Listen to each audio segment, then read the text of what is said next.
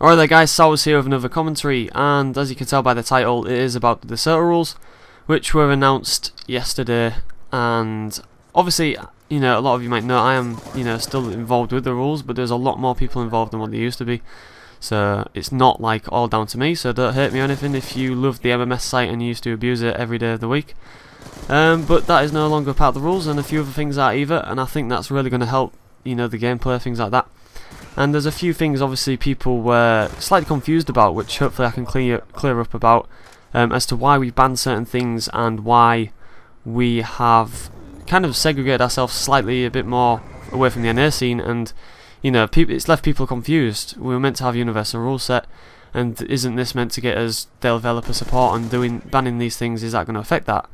Quite simply, no, it's not, but I'll explain why. But yeah, in the background, guys, a gameplay which you will notice in the end we end up losing. And the reason I've put it in is because a couple of our players on our team got absolutely huge, and we outslayed the other team, who is Freako All-Stars, who actually won Reflex GT, so a really strong team we're playing against here. And we still lose by a good number of points. Now, I was thinking of doing a series about this, where when I'm with a team, and a lot of new players come to the scene and think it's all about kills, and understandably so, because that's the most impressive thing on the scoreboard to a lot of people. But it's not everything, and you'll see in this gameplay why. If you understand the game pretty well, you'll see that we don't do things the right way, even though we get a lot of kills. So yeah, hopefully you guys find that interesting, and let me know if you want me to do a series, something along the lines of that. But anyway, I'll get on to what I was going to be talking about, which is of course Decerto rules. And the article that was put up obviously described everything as to why certain things were banned, like the MMS sentry guns being banned, things like that. So I don't want to go into that too much.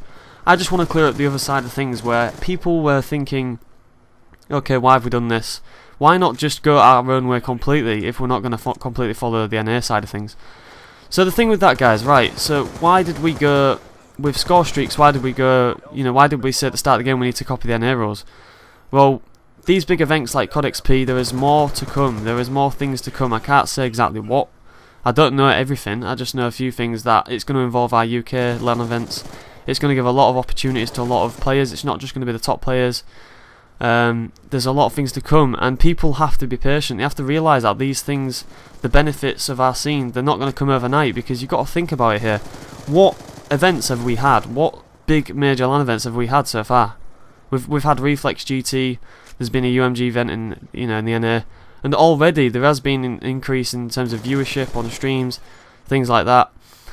So, at the end of the day, guys, until these big events like EGL, MLG, the COD XP, and Treyarch and Activision can advertise the game, advertise competitive gaming, that's when we're going to see things. People need to sit down and think about this, that things don't just happen overnight. It takes time, and it takes, certain things to happen, like big events where they can be advertised, before things just happen. Because all that's happened so far, guys, is that we've had a few online qualifiers, and obviously the game's been released, and a few new players have been brought in by league play, but nothing more. So people have, what are people expecting from that? Are they expecting us to now have doubled in viewership?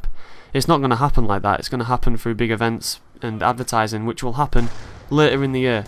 So that's when we can judge those kind of things. We can't judge that kind of stuff right now. Saying that, I do understand why people are confused as to why we've banned certain things, and the reason being is that when we were talking to certain people with Treyarch, the big thing for Call of Duty, for Activision, is score streaks. That is the big selling point of their game. That is one of the main things that public players are interested in. That's one of their main selling points. So do you know when Treyarch were advertising the game, what did they bang on about half the time? It was mainly about score streaks, or the new system of how you score racks up your points and showing off new score streaks. To them, they are a business, and without those big selling points like score streaks in the game, they're not going to support our scene the same way they would do. Whereas with these other things such as MMS, they're little parts of the game which aren't going to massively affect how the gameplay is.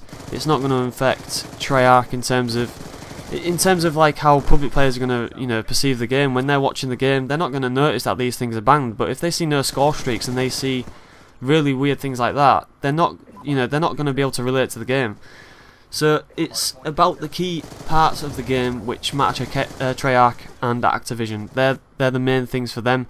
and they're the main things to us to involve in the rules. But yeah, at the same time, I understand why a lot of people, like I say, kind of were confused by it all. But like I say, though, if we are going to benefit from this, it is going to be in the long run. It's going to be after some big events have been announced and big events have gone down, and you know, Treyarch and Activision can help with advertising and pushing the events, things like that.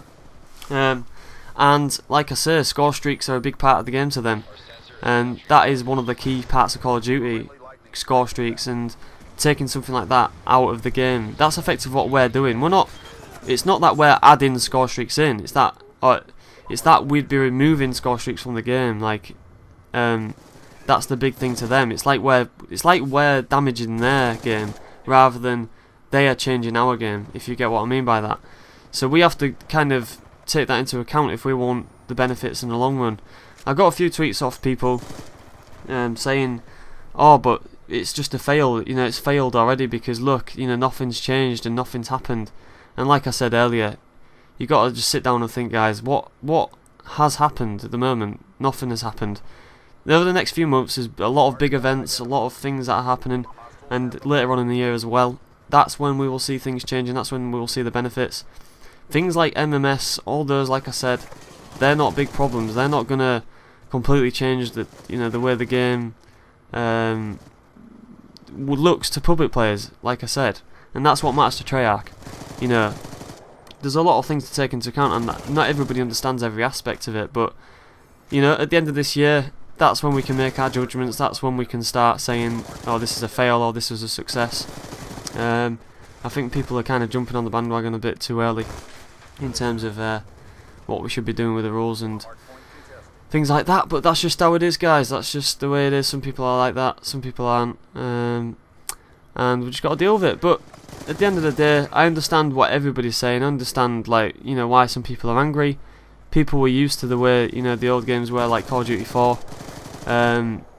You know, I'm talking old school players right now, but that game was so basic compared to Black Ops 2 today, and what made COD 4 so good was because of how basic it was. But Black Ops 2 is completely other end of the scale, in my opinion.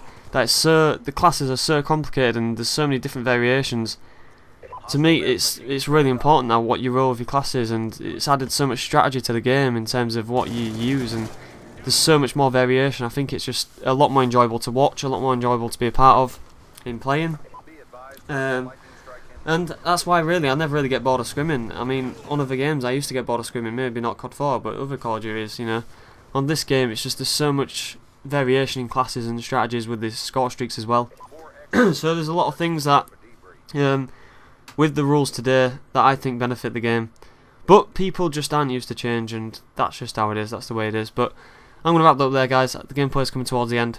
Hopefully that cleared up some things. I know, you know, I kind of didn't cover everything properly, but it's kind of hard to do it in a commentary.